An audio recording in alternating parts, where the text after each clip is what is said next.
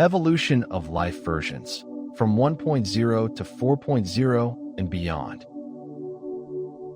I've noticed that most days, life feels like movement without pause. We wake, we scroll, we work, we adapt. Somewhere beneath all that motion, a quieter question lingers. Not a loud one, not urgent, just present. What exactly is happening to us as a species? The quiet question inside progress. The unexamined life is not worth living. Socrates. Within the first moments of thinking about this, I find myself drawn to a different way of seeing evolution, not as something finished, buried in fossils, but as something still unfolding inside our habits, our technologies, our inner lives. When we speak of progress, we usually mean faster tools, smarter systems, greater efficiency. But rarely do we stop to notice how these worlds we build slowly reshape how it feels to be human inside them. This reflection begins there, not with answers, but with attention. With the sense that we are living through a transition, and that understanding it may require listening as much as analyzing. Life 1.0, when survival was enough. Life is a self-sustaining chemical system capable of Darwinian evolution. NASA working definition. For most of life's history, existence followed a simple rhythm. Born, adapt, survive, reproduce. Change happened, but slowly, across generations, not within a lifetime. A creature could not redesign itself. It could only endure its environment long enough to pass something forward. I sometimes recognize echoes of this in modern life, not in biology, but in psychology.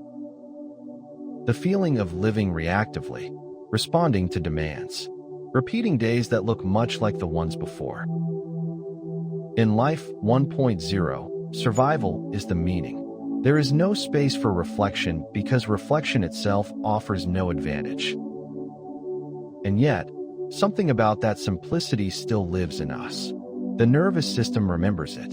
The body responds first. Even now, much of our inner life is shaped by ancient survival patterns trying to function in worlds they were never designed for. Life 2.0, when learning changed the game.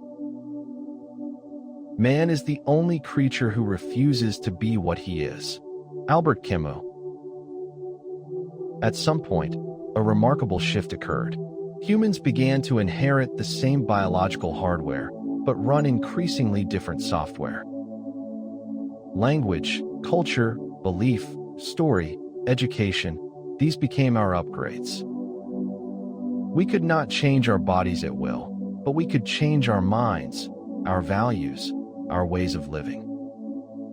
Life 2.0 is where meaning enters consciously, where identity becomes something shaped rather than merely received. Careers, nations, religions, ideologies, all cultural software layered on top of ancient biology.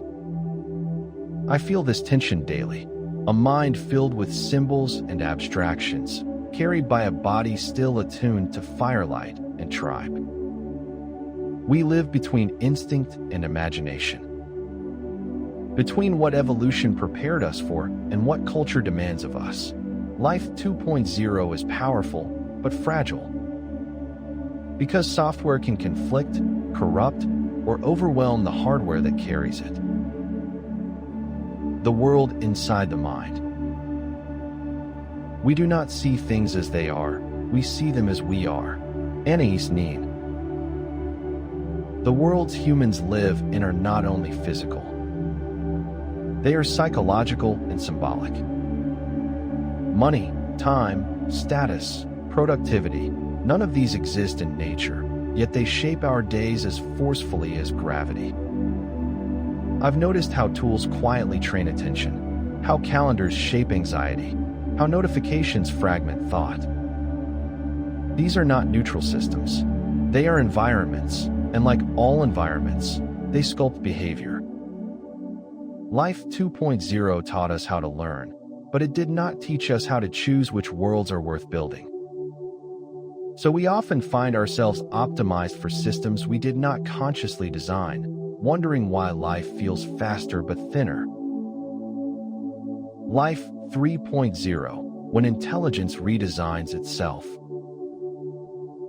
For the first time in cosmic history, intelligence may shape its own destiny. Max Tegmark.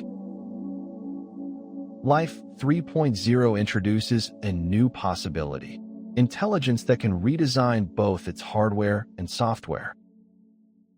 Artificial intelligence does not grow tired, does not forget, does not age. It learns at speeds evolution never prepared us to witness. What fascinates me is not fear of machines, but recognition of a mirror. In building intelligence outside ourselves, we are externalizing cognition, placing thought into systems that do not share our limits, our vulnerability, our mortality. This is not merely a technological shift, it is a psychological one. When intelligence no longer belongs exclusively to biological minds, humanity is quietly forced to ask, what remains uniquely human? Not faster thinking, not memory, perhaps meaning, perhaps care. Perhaps the ability to feel the weight of existence itself. Mastery without maturity. The greatest danger is not that machines will think like humans, but that humans will think like machines. Concern in AI ethics. Life 3.0 carries a strange imbalance. Our tools advance faster than our wisdom. Systems scale globally while ethical reflection moves slowly, locally, unevenly. I noticed this in myself. The temptation to measure life by output, to see attention as a resource, to treat moments as units. These are machine-friendly ways of seeing, but they can quietly erode the human texture of experience. Mastery over destiny sounds powerful, but destiny, stripped of meaning, becomes hollow. Control without reflection risks building worlds that function perfectly while leaving their inhabitants disoriented inside them. Life 4.0, beyond the human horizon. The future is already here. It's just not evenly distributed. William Gibson. Life 4.0 has no single definition. It exists more as a horizon than a destination. Human-machine hybrids. Collective intelligence. Systems that redesign not just themselves, but the conditions of reality they operate within. What interests me is not speculation, but feeling. How it feels to stand at the edge of a future we cannot fully imagine. How identity loosens when categories blur. Human, machine, natural, artificial. Perhaps Life 4.0 is less about replacing humanity and more about revealing it. Forcing us to decide what we value before those values are quietly automated away. The return to the inner world. Technology is a way of revealing. Martin Heidegger. As our outer worlds grow more complex, the inner world becomes easier to neglect. Yet meaning has always lived there, in reflection, in relationship, in silence. I've come to see that evolution is not only upward or outward, it also turns inward, toward awareness, toward responsibility, toward the simple act of noticing how we are shaped by the systems we depend on. The most profound upgrade may not be a new version of intelligence, but a renewed relationship with consciousness itself. Becoming, not arriving. We are a way for the cosmos to know itself. Carl Sagan. From Life 1.0 to Life 3.0, the arc of evolution bends toward increasing freedom. But freedom without understanding is unstable.